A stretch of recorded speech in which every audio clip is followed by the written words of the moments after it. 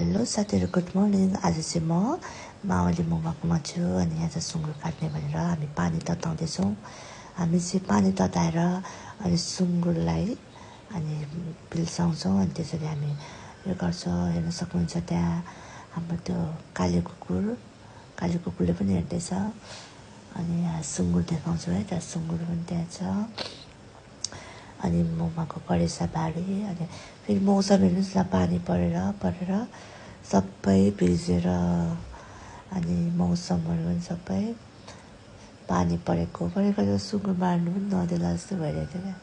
अनि आगो पनि हामीले कति उयो गरेर बाल्यौँ बल्ल अनि त्यसपछि बहिनी ज्वाइँ अनि फोपा भएर चाहिँ सुँगुरलाई मार्नुभयो।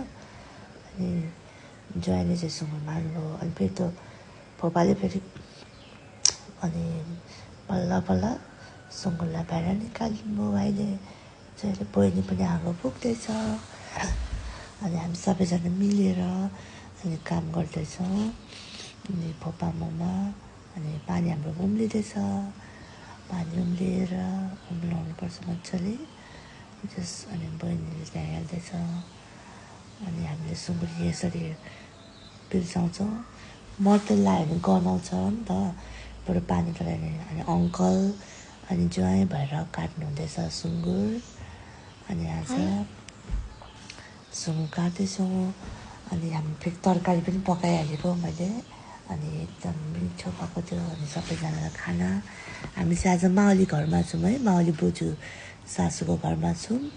अनि त्यहाँ दिदी नानीहरू सबैजना आयो हुनुभयो।